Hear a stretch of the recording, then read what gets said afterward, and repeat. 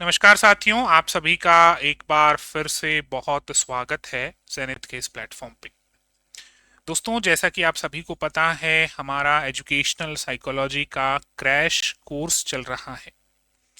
आप कोई भी एग्ज़ाम दे रहे हो, आरपीएससी ग्रेड 1, ग्रेड 2 या फिर आप कोई रीट का एग्ज़ाम दे रहे हो, या इसके अलावा नेशनल लेवल पे आप केवीएस, एनवीएस, ईएमआरएस कोई भी एग्ज़ाम दे रहे हो जिसमें एजुकेशनल साइकोलॉजी से क्वेश्चंस आते हैं, उन सभी बच्चों के लिए ये सेशन इम्पोर्टेंट हो सकता है। इस क्रैश कोर्स में हमने एजुकेशनल साइकोलॉजी का कंप्लीट कोर्स तैयार किया है ताकि आप कोई भी एग्जाम दें तो कम से कम साइकोलॉजी पार्ट में आप अच्छा स्कोर कर सकें। हम 2 क्लासेस ऑलरेडी कवर कर चुके हैं। पहली क्लास में हमने बेसिक इंट्रोडक्शन किया था। उसके बाद दूसरी क्लास जो थी उसमें हमने एवोल्यूशन या फिर डेवलपमेंट ऑफ साइकोलॉजी यानी मनोविज्ञान का क्रमिक विकास इसको स्टडी किया था, और इसी के साथ ही हिस्ट्री ऑफ साइकोलॉजी यानी मनोविज्ञान के इतिहास को स्टडी किया था।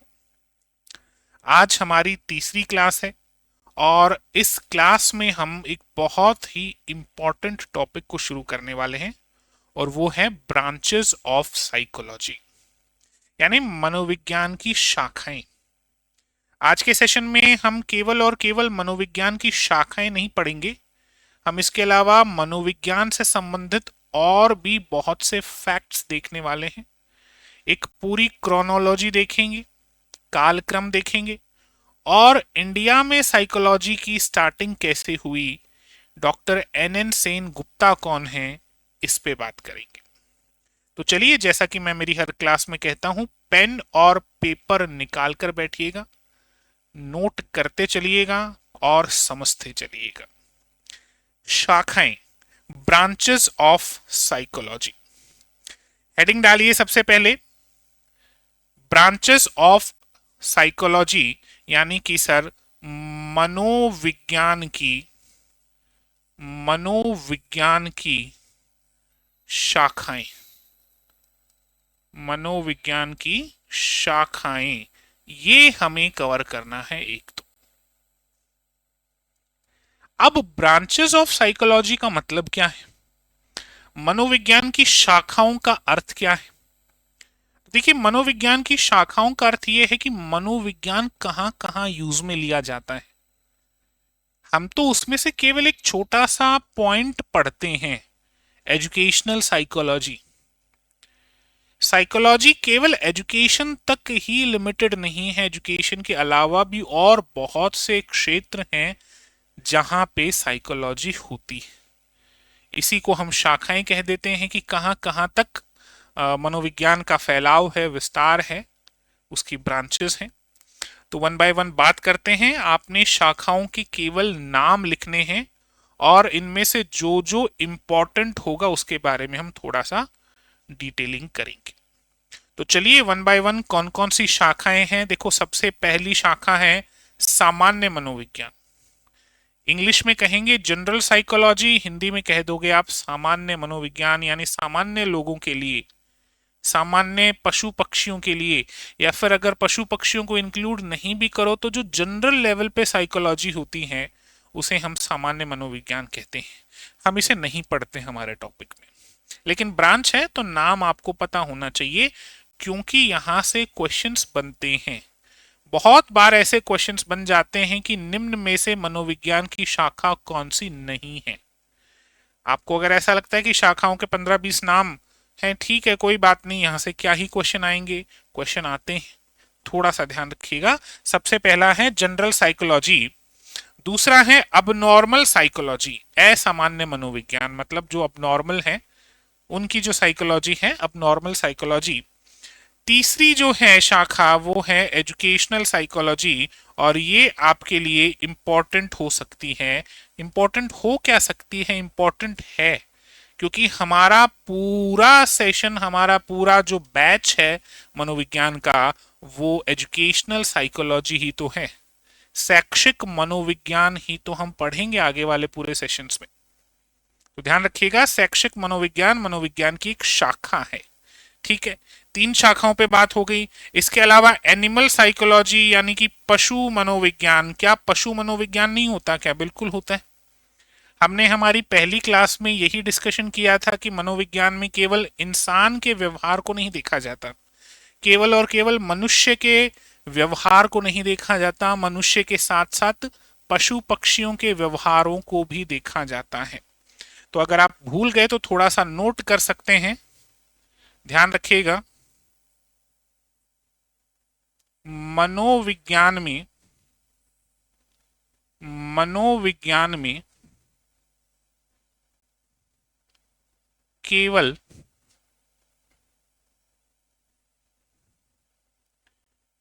मनुष्यों के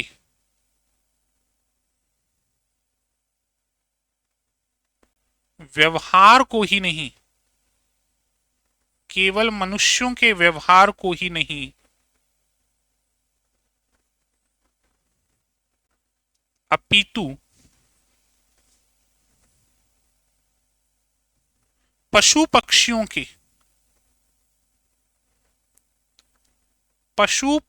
के व्यवहार का भी अध्ययन किया जाता है या फिर अध्ययन होता है। इस पॉइंट को ध्यान रखना है आप लोगों ने, क्योंकि जैसे ही पशु मनोविज्ञान दिखता है तो हमें लगता है ये कौन सी ब्रांच है, जबकि है पशु मनोविज्ञान भी। चलो आगे बात करते हैं और ब्रांचेस देखते हैं। सोशल साइकोलॉजी, ये भी एक ब्रांच है, सामाजिक मनोविज्ञान। इसके अलावा कंपैरेटिव साइकोलॉजी, तुलनात्मक मनोविज्ञान भी एक शाखा है। इसके अलावा एक्सपेरिमेंटल साइकोलॉजी, प्रयोगात्मक मनोविज्ञान भी एक शाखा है जो कि आपके लिए इंपॉर्टेंट हो सकती है। और इंपॉर्टेंट इसलिए हो सकती है क्योंकि एक क्वेश्चन कई बार आ जाता है। ध्यान से सुनिएगा, प्रयोगात्मक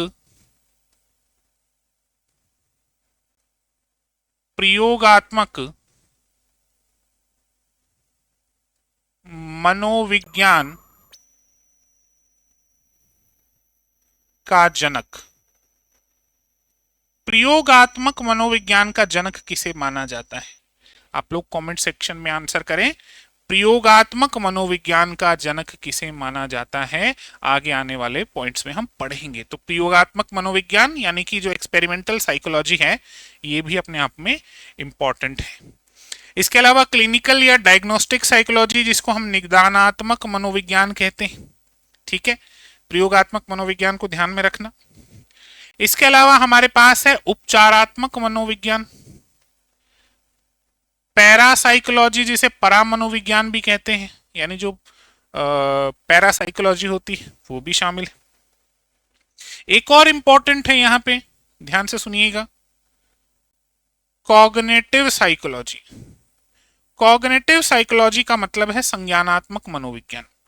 और संज्ञानात्मक मनोविज्ञान की अगर बात करें, बहुत ध्यान से सुनना, संज्ञानात्मक मनोविज्ञान, अगर संज्ञानात्मक मनोविज्ञान की बात करें तो संज्ञानात्मक मनोविज्ञान का संबंध किसके साथ है? बताओ भाई। संज्ञानात्मक मनोविज्ञान का जो संबंध है वो है जीन पियाजे के साथ। जीन पियाजे, हालांकि केवल जीन पियाजे नहीं है, लेकिन हाँ, संज्ञानात्मक विकास या फिर संज्ञानात्मक मनोविज्ञान पे जीन पियाजे ने अच्छा खासा काम किया है, इसीलिए हम जीन पियाजे को एसोसिएट करते हैं। बाकी मैं ये नहीं कहूंगा कि केवल और केवल जीन पियाजे ही है, और भी बहुत से लोग हैं, तो ये भी इंपॉर्टेंट हो सकता है। विकासात्मक मनोविज्ञान, आगे चलकर हम विकास पढ़ेंगे, है ना, विकास क्या होता है, विकास के आयाम क्या होते हैं, तो विकासात्मक मनोविज्ञान एक पार्ट है। इसके अलावा बाल मनोविज्ञान, ये भी बहुत इंपॉर्टेंट। बाल मनोविज्ञान का जनक किसे कहा जाता है, इस पे भी बात होगी आगे क्लासेस में। इसके अलावा किशोर मनोविज्ञान, अडोलसेंट साइकोलॉजी, ये भी आप मान के चलिएगा बहुत इंपॉर्टेंट है, आगे आने वाले टॉपिक्स में ये भी एक अच्छा खासा वेटेज कैरी करता है, किशोरावस्था, ठीक है, बात करेंगे। इसके अलावा अडल्ट साइकोलॉजी और क्रिमिनल साइकोलॉजी, ये भी साइकोलॉजी की शाखाएं हैं। क्रिमिनल साइकोलॉजी और अडल्ट यानी प्रौढ़ मनोविज्ञान और अपराध मनोविज्ञान। इसके अलावा है फिजियोलॉजिकल साइकोलॉजी यानी शारीरिक मनोविज्ञान, और फिर हमारे पास है इंडस्ट्रियल साइकोलॉजी यानी औद्योगिक मनोविज्ञान। तो ये जितने भी पॉइंट्स हमने अभी डिस्कशन में लिए हैं ये सभी मनोविज्ञान की शाखाएं हैं, ब्रांचेस हैं साइकोलॉजी की। इनमें जो इंपॉर्टेंट है वो मैं आपको बताता हूँ। मैं इंपॉर्टेंट ब्रांचेस के नाम नोट करवा रहा हूं आपको, उन्हें हम आगे डिटेल में और पढ़ेंगे। तो देखिएगा, अगर मैं कहूं मनोविज्ञान की प्रमुख, अब प्रमुख का मतलब हो गया कि यहां पे हम सभी शाखाओं की बात नहीं कर रहे। मनोविज्ञान की प्रमुख शाखाएं, शाखाएं तो हमने बहुत सी देखी लेकिन वो सभी प्रमुख नहीं। तो प्रमुख शाखाएं कौन कौन सी हैं इस पे बात करते हैं, ध्यान से सुनिएगा। सबसे पहले है शिक्षा मनोविज्ञान। सबसे पहली शाखा है हमारे पास शिक्षा मनोविज्ञान। एक तो ये प्रमुख शाखा है, ध्यान रखना, एजुकेशनल साइकोलॉजी। इसके बाद हमारे पास है बाल मनोविज्ञान। बाल मनोविज्ञान। इसके अलावा हमारे पास है किशोर मनोविज्ञान। किशोर मनोविज्ञान। इसके अलावा एक और है संज्ञानात्मक मनोविज्ञान। और एक फाइनल है विकासात्मक मनोविज्ञान। ये 5 शाखाएं बहुत इंपॉर्टेंट हैं। आगे आने वाले पूरे कोर्स में हम इन 5 शाखाओं पे कहीं ना कहीं चर्चा करेंगे। ठीक है सर, ब्रांचेस हमारी कंप्लीट होगी, क्लियर है। अब ब्रांचेस के बाद हम देखेंगे मनोविज्ञान का नेचर, प्रकृति, मनोविज्ञान की विशेषताएं। तो इंपॉर्टेंट है, यहां से भी क्वेश्चन बनते हैं, ध्यान रखना। हेडिंग डालिएगा अगली, nature of psychology. Nature of psychology को इंग्लिश में कहेंगे कैरेक्टरिस्टिक्स ऑफ साइकोलॉजी। भाई नेचर भी तो इंग्लिश ही है, तो इसको कैरेक्टरिस्टिक्स ऑफ साइकोलॉजी भी आप कह सकते हैं। हिंदी में कहेंगे मनोविज्ञान की विशेषताएं या फिर मनोविज्ञान की प्रकृति। चलो बात करते हैं इस पे, इसकी विशेषताएं या प्रकृति क्या है। तो ध्यान से सुनना, ये एक पॉजिटिव साइंस है यानी विधायक विज्ञान है। एक पॉइंट तो आपने ये इंपॉर्टेंट याद रखना है। अब देखो, मनोविज्ञान के बारे में ना एक खास बात सुनो। मनोविज्ञान भौतिक विज्ञान के जैसा नहीं है। भौतिक विज्ञान यानी कि फिजिकल साइंस में तो हमें क्या होता है, चीजें दिखाई देती हैं। जैसे ये मेरा मोबाइल फोन है, अगर मैं इसके बारे में बात करूं तो मैं इसको छू सकता हूं, मैं इसको देख पा रहा हूं, मैं इसको इस तरीके से रख पा रहा हूं। ये है फिजिकल, भौतिक विज्ञान। लेकिन मनोविज्ञान के मामले में ऐसा नहीं होता। मनोविज्ञान भावनाएं होती हैं, मनोविज्ञान आपका व्यवहार होता है, मनोविज्ञान आपकी सोच होती है, मनोविज्ञान आपके लॉजिक्स हैं, आपके तर्क हैं, आप क्या सोचते हैं, वो मनोविज्ञान है। तो मनोविज्ञान कभी भी भौतिक विज्ञान नहीं हो सकता, ये हमेशा ध्यान रखना। उसके अलावा क्या हो सकता है, ये एक पॉजिटिव साइंस हो सकता है, विधायक विज्ञान हो सकता है। It is not a physical science, ये इंपॉर्टेंट है। अभी मैंने बात की, मनोविज्ञान जो है वो एक फिजिकल साइंस नहीं है sir. Studies environment physical and social, ये वातावरण का अध्ययन करता है। हाँ, चाहे भौतिक वातावरण हो चाहे सामाजिक वातावरण हो, वातावरण का अध्ययन करता है, लेकिन इसका अर्थ ये नहीं है कि ये भौतिक विज्ञान है। ठीक है, क्लियर है पॉइंट। एनवायरमेंट को स्टडी करेगा, चाहे फिजिकल हो चाहे सोशल हो, but it is not a physical science. ये हमेशा ध्यान रखना मनोविज्ञान के बारे में।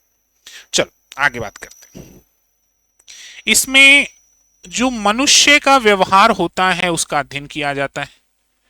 अच्छा बताइए, क्या केवल मनुष्य के व्यवहार का अध्ययन किया जाता है क्या? अभी थोड़ी देर पहले हम बात करके आए, इसमें सर पशु व्यवहार का अध्ययन भी किया जाता है। पशु व्यवहार जो होता है उसका भी अध्ययन होता है, केवल मानव व्यवहार नहीं। मनोविज्ञान मन और शारीरिक विज्ञान है, इसीलिए इसको कई बार मनोशारीरिक विज्ञान कहा जाता है। मनो शारीरिक विज्ञान हम कहते हैं, क्योंकि मन और शरीर का विज्ञान है। ये ध्यान रखना थोड़ा सा, इसी वजह से मनोविज्ञान को हम बहुत बार मनोशारीरिक विज्ञान कह देते हैं। क्लियर है यहां तक? इसमें मानसिकता की बात होती है, मानसिक यानी कि आपकी सोच। इसमें फिजिकल बात होती है, आपकी शारीरिक बात, मतलब आप कैसे एक्शंस लेते हैं। और इसमें स्पिरिचुअल बात होती है, यानी आध्यात्म की बात होती है। क्लियर है? हालांकि मनोविज्ञान में हम ये भी स्टडी करते हैं कि व्यवहार कैसे हो रहा है, फिजिकल है ना, लेकिन फिर भी ये फिजिकल साइंस नहीं है सर, ये ध्यान रखना, फिजिकल साइंस अलग ही होती है। चलो आगे बात करते हैं। अब एक छोटा सा पॉइंट आपको ध्यान में रखना है। मनोविज्ञान की जब हम बात करते हैं तो मनोविज्ञान में 3H आते हैं। आपने अगर ब्लूम्स की टेक्सोनॉमी पढ़ी होगी तो वहां पे भी 3H आपको देखने को मिले। ये 3H क्या होते हैं? हेड, हार्ट और हैंड। एक बात बहुत अच्छे से समझना, मनोविज्ञान के 3H मान लो या फिर आप नॉर्मल 3H मान सकते हैं।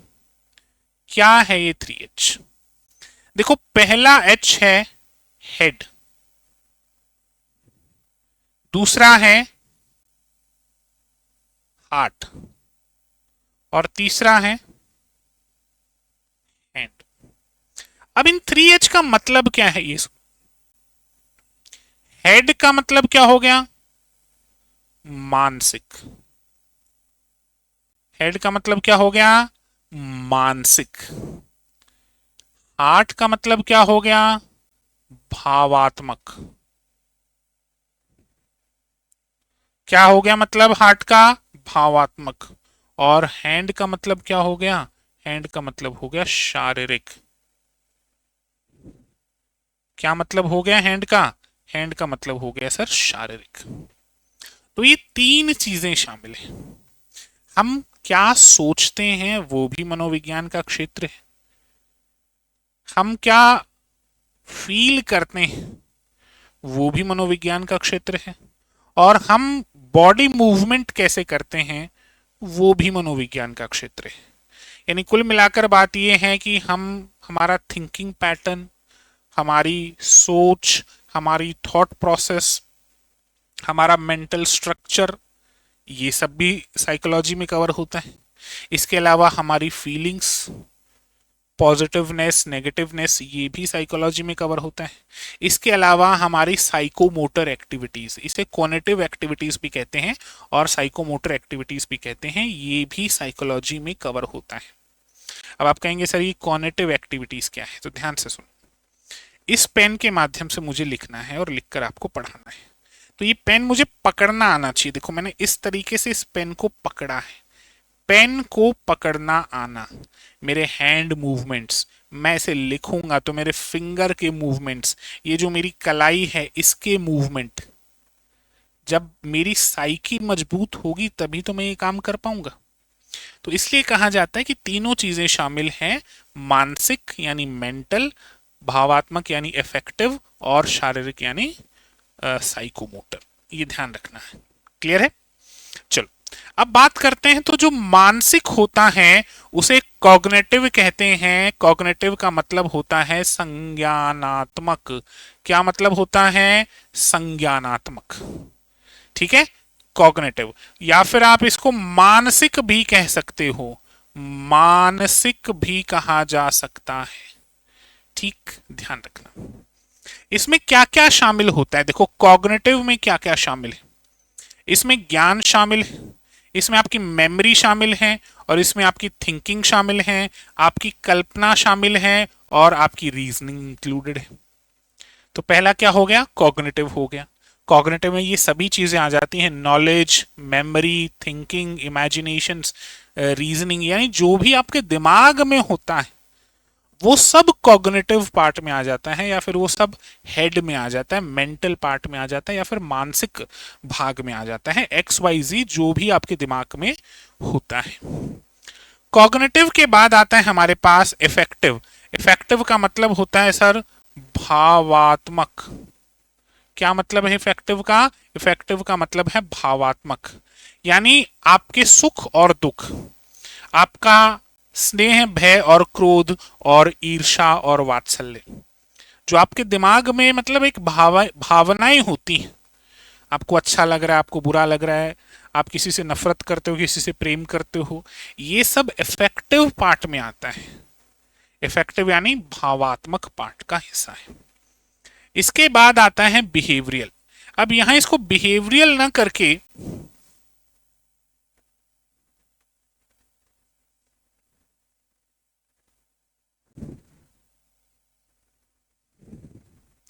इसको साइकोमोटर कर लो आप।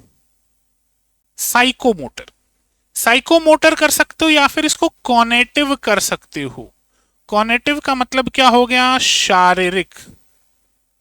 ठीक है, कॉनेटिव शारीरिक। अब इसमें क्या हो गया? चलना, बोलना, लिखना और दौड़ना शामिल हो जाता है। तो ये स्टोरी क्लियर। कितने पार्ट्स में डिवाइड किया? 3 में किया। सबसे पहले है आपके कॉग्निटिव यानी संज्ञानात्मक, आपके दिमाग में जो भी कुछ चल रहा है वो। फिर है इफेक्टिव यानी भावात्मक, आपकी जो भावनाएं हैं वो।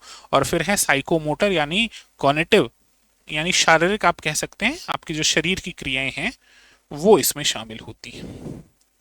चलो अब एक छोटे से क्वेश्चन का आंसर लेते हैं कि मनोविज्ञान किसको पढ़ता है? वॉट साइकोलॉजी स्टडीज, यानी मनोविज्ञान जो है वो सर किसका अध्ययन करता है? किसका अध्ययन करता है? कौन करता है? मनोविज्ञान। किसका अध्ययन करता है मनोविज्ञान? तो इसके ये 3 आंसर हैं हमारे पास। ध्यान से सुनना, मनोविज्ञान किस किस का अध्ययन करता है? ह्यूमन बिहेवियर का अध्ययन करता है। आप कोई व्यवहार क्यों कर रहे हैं उसको स्टडी करते हैं, सिंपल सी बात है। आपकी जो मेंटल प्रोसेस है उसको स्टडी करता है, मानसिक क्रियाएं। और जो मेंटल स्ट्रक्चर है उसको स्टडी करता है, मानसिक संरचना। जब हम स्कूल्स ऑफ साइकोलॉजी पढ़ेंगे, मनोविज्ञान के संप्रदाय पढ़ेंगे, तब मैं आपको बताऊंगा स्ट्रक्चरलिज्म यानी संरचनावाद, बात करेंगे इस पे तब उस क्लास में। तो मनोविज्ञान जो है वो आपके व्यवहार को भी देखता है, आपके मेंटल प्रोसेस को भी देखता है और आपकी मेंटल स्ट्रक्चर को भी देखता है। तीनों चीजों को देखता है, मानव के व्यवहार को, मानसिक क्रियाओं को और मानसिक संरचना को। क्लियर है? चलो अगर आप इसको लिखना चाहें तो लिख भी सकते हैं। कई बच्चों को ऐसा लगता है कि नहीं सर ये तो हमें प्रॉपर नोट्स टाइप में लिखवा दीजिए, तो आप ऐसे लिख लीजिए इसको। मनोविज्ञान में, मनोविज्ञान में मानव के व्यवहार, मनोविज्ञान में मानव के व्यवहार, कौमा मानसिक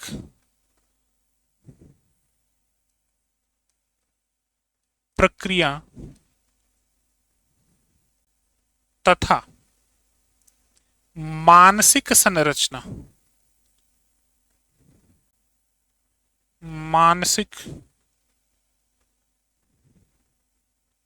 संरचना का अध्ययन किया जाता है। अगर वैसे नहीं लिखना चाहते तो ऐसे भी लिख सकते हैं। हालांकि मैंने वो जो कंटेंट तैयार किया है वो इसीलिए तैयार किया ताकि आपको लिखने में ज्यादा दिक्कत ना आए, आप चीजों को फटाफट फटाफट समझ सको।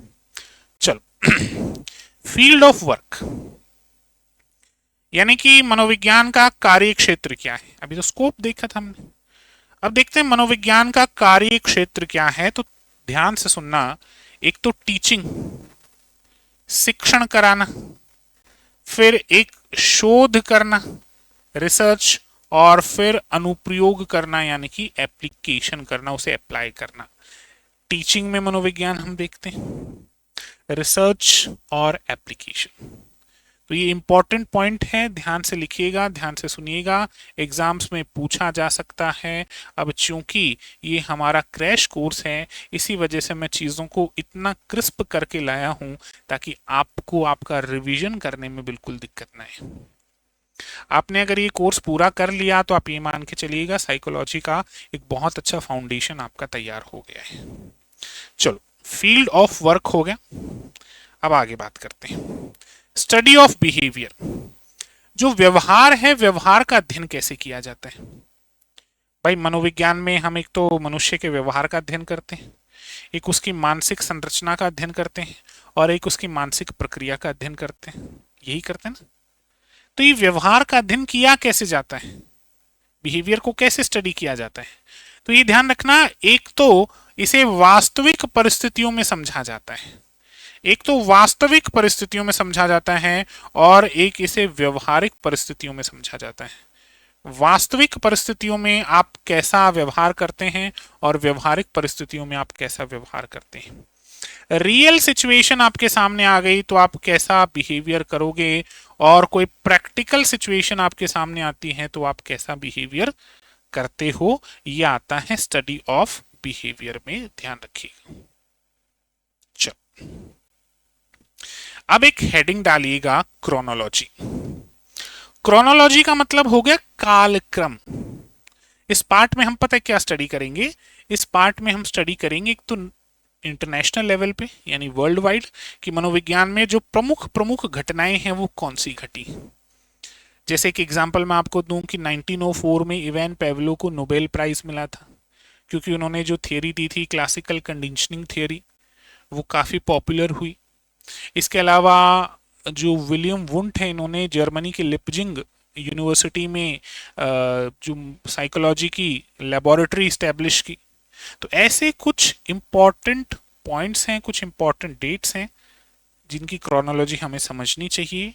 यहाँ से क्वेश्चंस बन सकते हैं यूजुअली, और क्रोनोलॉजी को हिंदी में कहते हैं कालक्रम। तो हेडिंग डालिए क्रोनोलॉजी या फिर कालक्रम। क्या कह दोगे? काल क्रम, यानी मनोविज्ञान का कालक्रम कैसे हो, इस पे बात करते हैं। तो देखो, सबसे पहले 1879 से शुरुआत करते हैं। फिर नोबेल प्राइज तो 1904 में मिला था। 1879 से अगर शुरुआत करें तो नाम आएगा किसका? विलियम वुंट का। किसका नाम आएगा? विलियम वुंट का। तो 1879 में विलियम वुंट ने पहली मनोवैज्ञानिक प्रयोगशाला की स्थापना की थी लिप्जिंग, जर्मनी में। हम ऑलरेडी बात करके आ चुके हैं, और इसीलिए विलियम वुंट को फादर ऑफ एक्सपेरिमेंटल साइकोलॉजी कहा जाता है। इन्हें प्रयोगात्मक मनोविज्ञान का जनक भी कहा जाता है। किसको? विलियम वुंट को। और जैसा कि मैंने पिछली क्लास में ही आपको बताया था कि विलियम वुंट को बहुत बार वुदंत भी कह दिया जाता है। अगर ऑप्शन में ये भी लिखा हुआ है तो भी टेंशन मत करना, ये भी ठीक है, विलियम वुदंत भी कहते हैं। डन। तो सबसे पहले प्रायोगिक मनोविज्ञान की शुरुआत किसने की? विलियम वुदंत ने। कब से? 1879 से। कहां से? जर्मनी के लिप्जिंग शहर की लिप्जिंग यूनिवर्सिटी से, जिसे बाद में कार्ल मार्क्स यूनिवर्सिटी कहा गया। फिर वापस से वो लिप्जिंग यूनिवर्सिटी बन गई। और प्रायोगिक मनोविज्ञान के जनक कौन है? William Wundt. अब आते हैं 1890 में। विलियम जेम्स आते हैं सर 1890 में, और मेरे ख्याल से विलियम जेम्स को अब आप बहुत अच्छे से जान चुके हैं। विलियम जेम्स कहाँ के हैं? विलियम जेम्स हैं sir United states of America. America से इनका संबंध है विलियम जेम्स का। और फादर ऑफ अमेरिकन साइकोलॉजी भी नहीं कहा जाता है, या फिर फाउंडर ऑफ साइकोलॉजी भी विलियम जेम्स को ही कहा जाता है। ध्यान रखना, कल परसों की क्लास में हमने डिस्कशन भी किया था। 1890 William James published the book principles of psychology. कौन सी बुक? Principles of psychology. और विलियम जेम्स ने मनोविज्ञान के एक संप्रदाय को भी इंट्रोड्यूस किया था, फंक्शनलिज्म को इंट्रोड्यूस किया था, यानी कार्यात्मकवाद या प्रकार्यवाद जिसको कहते हैं। ठीक है, अब ये इंपॉर्टेंट है लेकिन हम इसे यहां पे डिस्कशन में नहीं ले रहे। उसके पीछे का रीजन ये है कि अगली जो हमारी क्लास होगी वो मनोविज्ञान के संप्रदाय पर ही होगी। मनोविज्ञान का जो संप्रदाय है, स्कूल्स ऑफ साइकोलॉजी, तो वहां मैं एक एक पॉइंट आपको डिटेल में समझाऊंगा। व्यवहारवाद क्या होता है, मनोविश्लेषणवाद क्या है, प्रकार्यवाद क्या है, किसका कौन संस्थापक है, वहां पे हम डिस्कशन करेंगे। यहाँ पे विलियम जेम्स का नाम आया है इसलिए थोड़ा सा इंपॉर्टेंट हो जाता है। Principles of psychology 1890। उसके बाद आते हैं 1904 में, और 1904 इवान पेवलो। इवान पेवलो एक रूसी शरीर शास्त्री थे। शरीर शास्त्री कौन? इवान पेवलो। ध्यान रखना कहां के थे? रूसी शरीर शास्त्री थे, और इनको 1904 में नोबेल प्राइज मिला था। इन्होंने क्लासिकल कंडीशनिंग थ्योरी दी थी। क्लासिकल कंडीशनिंग, देखो इवान पेवलो की थियरी है क्लासिकल कंडीशनिंग, बीएफ स्किनर की थियरी है ऑपरेंट कंडीशनिंग। ये दोनों अलग अलग नाम क्या हैं और इनका मतलब क्या है, तो जब हम इन्हें पढ़ेंगे तब डिटेल में डिस्कशन करेंगे। क्लासिकल कंडीशनिंग नाम पड़ा तो क्यों पड़ा, और ऑपरेंट कंडीशनिंग नाम पड़ा तो क्यों पड़ा। आप अभी के लिए इतना सा जान लीजिए, क्लासिकल यानी जो बेसिक होता है, जो मूल होता है, और कंडीशनिंग का मतलब होता है अनुबंधन। तो इवान पेवलो को 1904 में अपनी famous theory classical conditioning theory देने के लिए नोबेल प्राइज मिला। इस थियरी में इन्होंने एक डॉग को एज ए एक्सपेरिमेंट लिया था, और आर और एस, स्टिमुलस और रिस्पॉन्स को इन्होंने बताया था कि कैसे बेल बजाने से डॉग पहले सलाइवेट नहीं कर रहा था, बाद में जब उसे जोड़ा गया, एसोसिएट किया गया, तो वो बेल की आवाज से भी सलाइवेट करने लग गया। शास्त्रीय अनुबंधन सिद्धांत, experimented on dog, stimulus and response learning, 1904 की बात है। फिर बात आती है 1905 की। 1905 में एल्फ्रेड बिने और थियोडोर सिमोन, एल्फ्रेड बिने और थियोडोर सिमोन ने पहला इंटेलिजेंस टेस्ट किया। एल्फ्रेड बिने और थियोडोर सिमोन ने पहला बुद्धि परीक्षण बनाया। उद्देश्य क्या था? विद्यालयों में धीमे सीखने वाले बच्चों की पहचान करना, और मानसिक आयु की अवधारणा भी यहीं से आई। पढ़ेंगे इसको, अलग से एक पूरा चैप्टर आएगा इमोशनल इंटेलिजेंस।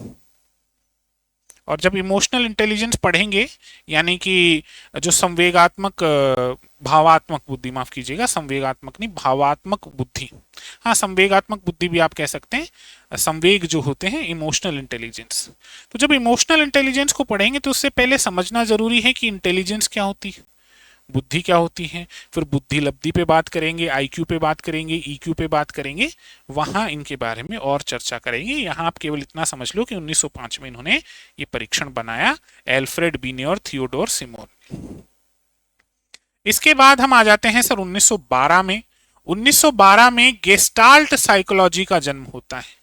1912 में गेस्टाल्टवाद, ये भी मनोविज्ञान का एक संप्रदाय है। और हमने ना आज तक एक बात बहुत सुनी होगी कि फला शब्द लैटिन भाषा का है, लेकिन गेस्टाल्टवाद या गेस्टाल्ट वर्ड एकमात्र ऐसा है जो जर्मन भाषा का, इसलिए इंपॉर्टेंट हो जाता है। कोहलर, कॉफका, इन पे बात करेंगे। समग्रवाद भी इसे कहते हैं, गेस्टाल्टवाद को, कि आप किसी को देखो तो पूरे तरीके से देखो, आप उसके पार्ट्स को मत देखो, पूरी संरचना को देखो। तो ये मनोविज्ञान के संप्रदाय में भी आएगा। फाउंडेड बाय वर्दमिर कोहलर एंड कॉफका, वटाइमर या वर्दमिर कोहलर और कॉफका द्वारा स्थापित किया गया। संपूर्ण अपने भागों के योग से बड़ा होता है। जैसे मैंने कहा कि छोटे भाग को नहीं देखना, संपूर्ण को देखना है। प्रत्यक्षीकरण और सूझबूझ इन्होंने दी, इनसाइट लर्निंग इन्होंने दी। बात करेंगे आगे चलकर सुल्तान नाम के एक चिंपैंजी पे। सुल्तान जो चिंपैंजी है, उसने अपनी सूझबूझ से कैसे वो पिंजरे से बाहर निकला, या फिर कैसे उसने वो केला हथिया लिया, इस पे बात करेंगे जब ये टॉपिक हमारा आएगा। फिलहाल 1912 में गेस्टाल्ट साइकोलॉजी शुरू होती है। यहां अगर मैं बहुत ज्यादा डिटेलिंग करने लग गया तो सेशन बहुत बड़ा हो जाएगा। फिर आते हैं 1924 में। 1924 में व्यवहारवाद की स्थापना मान लो आप, बिहेवियरिज्म, व्यवहारवाद।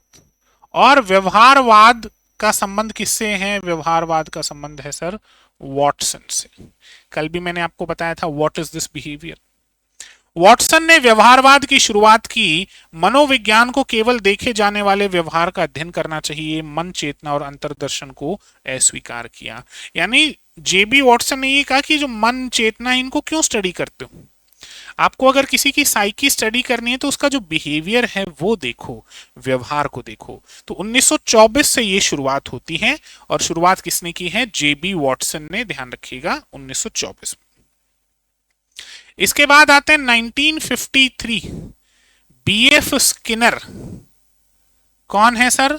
बीएफ स्किनर हैं और मनोविज्ञान में बहुत फेमस है बीएफ स्किनर। इन्होंने कबूतर पर भी एक्सपेरिमेंट किया था, इन्होंने चूहों पर भी एक्सपेरिमेंट किया था। और इनका जो चूहे वाला एक्सपेरिमेंट है ये बड़ा फेमस हुआ था, ध्यान रखना। और इन्होंने जो सिद्धांत दिया है उसे हम ऑपरेंट कंडीशनिंग थियरी कहते हैं। बिहेवियर दो टाइप के होते हैं, रिस्पोंडेंट और ऑपरेंट। अब जब बीएफ स्किनर को पढ़ेंगे तो वहां डिटेल में और देखेंगे कि रिस्पोंडेंट का मतलब क्या होता है, ऑपरेंट का मतलब क्या होता है। एक बिहेवियर वो जो अनायास ऐसे ही हो जाता है, और एक बिहेवियर वो जो आप सोच समझ के करते हैं। तो इन्होंने operant conditioning theory the. Behaviour is shaped by reinforcement and punishment. और इनकी जो बुक है, बुक का नाम है साइंस एंड ह्यूमन बिहेवियर। ये थोड़ा सा इंपॉर्टेंट है, जो हिंदी मीडियम के साथी हैं वो भी बुक को ऐसे ही लिखेंगे, science and human behaviour. Clear है सर? चलो अब आते हैं 1954 पे और अब्राहम मास्लो पे बात करते हैं। मानवतावादी मनोवैज्ञानिक थे अब्राहम मास्लो। मानवता, ठीक है, मानवतावादी मनोवैज्ञानिक हुए ये, ठीक है। आवश्यकताओं का क्रम सिद्धांत दिया। और बुक कौन सी है? Motivation and personality. इनकी बुक जरूर याद कर लेना, मोटिवेशन एंड पर्सनैलिटी। मनोविज्ञान में ही एक टॉपिक आता है मोटिवेशन, अभिप्रेरण। वहां पे हम इनके सिद्धांत को पढ़ते हैं। इन्होंने आवश्यकता क्रमबद्धता का सिद्धांत दिया कि 5 आवश्यकताएं होती हैं, वो क्रम में आती हैं। तो ये 1954 की बात है, 1954 की बात है। अब्राहम मास्लो को थोड़ा सा ध्यान रखिएगा। फिर आते हैं 1989 में। और 1989 में अब बात आ गई भारत की। भारत में राष्ट्रीय मनोविज्ञान अकादमी की स्थापना होती है। कब? 1989 में। भारत में मनोविज्ञान के संस्थागत विकास को दर्शाता है भारत में राष्ट्रीय मनोविज्ञान अकादमी की स्थापना। तो ये जितनी भी बातें थी ये सब हमने इंटरनेशनल लेवल पे देखी, यानी अंतरराष्ट्रीय स्तर पे क्या है उस पे बात की। लास्ट का पॉइंट एक इंडिया का था। अब भारत में इसकी क्रोनोलॉजी देखते हैं, भारत में इसका विकास देखते हैं। तो अगली हेडिंग डालिएगा, इंपॉर्टेंट है। भारत में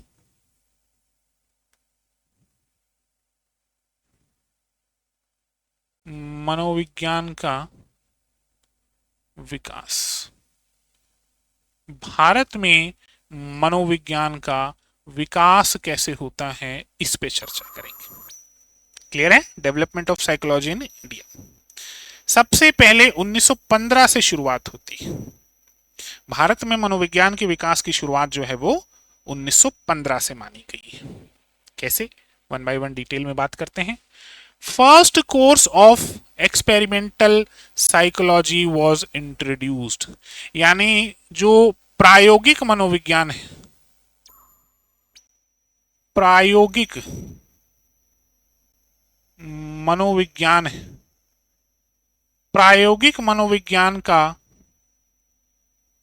पहला पाठ्यक्रम, प्रायोगिक मनोविज्ञान का जो पहला पाठ्यक्रम था वो 1915 में आता है। Started under department of philosophy at university of Calcutta, लेकिन ये ध्यान रखना अभी भी ये फिलोसॉफी यानी दर्शन शास्त्र के तहत ही से, इंडिया में तो अभी भी दर्शन शास्त्र के तहत ही इसको शुरू किया गया था। अब तो अलग हो गया, लेकिन 1915 में जब शुरू किया तो जो कलकत्ता विश्वविद्यालय है, कलकत्ता विश्वविद्यालय के दर्शन शास्त्र विभाग के तहत इसे शुरू किया गया था, ये ध्यान रखना। ठीक है, प्रायोगिक मनोविज्ञान का पहला पाठ्यक्रम। उसके बाद हम चलते हैं 1916 में, और 1916 में कलकत्ता विश्वविद्यालय में ही मनोविज्ञान का पहला विभाग बनाया गया था। कलकत्ता विश्वविद्यालय में मनोविज्ञान का पहला विभाग बनाया गया। कब बनाया गया सर? 1916 में। और कहां बनाया गया? कलकत्ता विश्वविद्यालय में। ध्यान रखना इस पॉइंट को। चलो आगे बात करते हैं, 1916 की ही और बात करते हैं। भारत की पहली मनोवैज्ञानिक प्रयोगशाला स्थापित हुई 1916 में, कलकत्ता विश्वविद्यालय में स्थापित हुई। तो भारत की पहली मनोवैज्ञानिक प्रयोगशाला 1916 में स्थापित हुई और यही कलकत्ता विश्वविद्यालय में ही स्थापित की गई।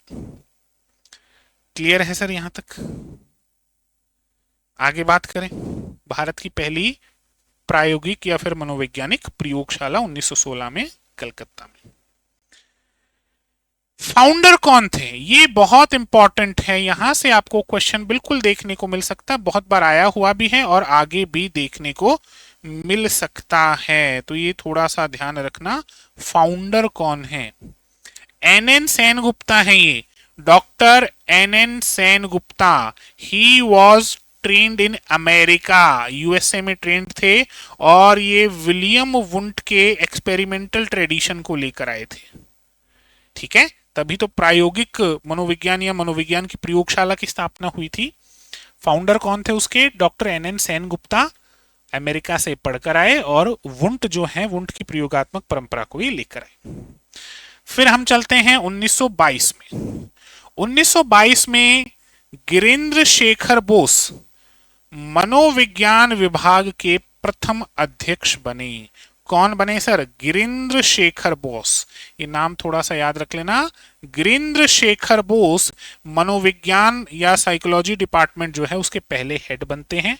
और इन पर किसका प्रभाव था? इन पर सिगमंड फ्राइड का प्रभाव था, और भारत में मनोविश्लेषण को बढ़ावा दिया। भारत में प्रायोगिक मनोविज्ञान को बढ़ावा देने वाले डॉक्टर एन सेन गुप्ता, भारत में मनोविश्लेषणवाद को बढ़ावा देने वाले गिरीन्द्र शेखर बोस। थोड़ा सा ध्यान रखना। और मनोविज्ञान विभाग के पहले अध्यक्ष क्या बनाए गए? पहले अध्यक्ष बनाए गए। इंपॉर्टेंट है। 1922 में ही एक घटना और होती है भारत में। मनोविज्ञान को इंडियन साइंस कांग्रेस में शामिल किया गया। किसमें शामिल किया गया? Indian science Congress. 1922 की बात है। Psychology included in Indian science Congress association. फिर 1924 पे आते हैं। 1924 में भारतीय मनोवैज्ञानिक संघ की स्थापना हुई। भारतीय मनोवैज्ञानिक संघ, भारत में मनोविज्ञान का संगठित विकास शुरू हुआ। कब से? 1924 से। ठीक है, Indian psychological association was established इन 1924। फिर बढ़ते हैं 1938 की तरफ। अब ये देखो, ये सभी फैक्ट हैं, इसमें मैं बहुत ज्यादा डिस्कशन, बहुत ज्यादा चर्चा नहीं कर रहा, क्योंकि चर्चा करके समय नहीं खराब करना हमें। फैक्ट हैं तो हैं, अब उन्हें क्या कर सकते हैं, याद तो आपने करना ही पड़ेगा कि पहली प्रयोगशाला कब बनी थी, किसने बनाई, तो ये थोड़ी सी चीजें आपको ध्यान रखनी पड़ेंगी। देखो 1938 की बात करते हैं। कलकत्ता विश्वविद्यालय में अनुप्रयुक्त मनोविज्ञान की शुरुआत हुई, यानी अप्लाइड साइकोलॉजी की शुरुआत हुई, और मनोविज्ञान केवल सिद्धांत तक सीमित नहीं रहा, यानी अब इसको हम अप्लाई करने लग गए। अप्लाइड साइकोलॉजी स्टार्ट होती है कहां पर? कलकत्ता यूनिवर्सिटी में। 1938 की बात है। फिर बात आती है 1954 की। इलाहाबाद में एक महत्वपूर्ण मनोवैज्ञानिक केंद्र की स्थापना होती है। कहां पे? इलाहाबाद में। ठीक है, 1954। देन 1954 इलाहाबाद में एक महत्वपूर्ण मनोवैज्ञानिक केंद्र की स्थापना होती है। फिर बात आती है 1997 यानी 1997 की, और 1997 में national brain research centre, national brain research centre NBRC की स्थापना कहां होती है? गुरुगांव, गुरुग्राम में या गुड़गांव में, आप कुछ भी कह लो, गुड़गांव कह लो, गुरुग्राम कह लो। ठीक है, यहां पे किसकी स्थापना हुई? NBRC, NBRC मतलब नेशनल ब्रेन रिसर्च सेंटर की स्थापना होती है। तो साथियों, ये था हमारा आज का सेशन। आज के सेशन में हमने बेसिकली मनोविज्ञान की जो शाखाएं हैं उसको स्टडी किया। उसके बाद कालक्रम हमने देखा, नेशनल लेवल पे भी देखा और इंटरनेशनल लेवल पे भी देखा। आई होप आज का सेशन आपको बहुत पसंद आया होगा। पसंद आने से ज़्यादा इम्पोर्टेंट है समझ में आया होगा। अगर हमारे ये सेशन आपको इम्पोर्टेंट लगते हैं, अगर हमारे इन सेशन से आपकी पढ़ाई थोड़ी भी स्मूथ हो रही है, तो आप हमारे इस सेशन को शेयर कर सकते हैं ज़्यादा से ज़्यादा दोस्तों तक, लाइक कर सकते हैं, अच्छे से कमेंट कर सकते हैं, हमारे चैनल को सब्सक्राइब कर सकते हैं। इसी तरीके से मनोविज्ञान का ये निःशुल्क बैच चलता रहेगा। मिलेंगे कल अगली क्लास में और मनोविज्ञान के संप्रदाय देखेंगे। धन्यवाद दोस्तों।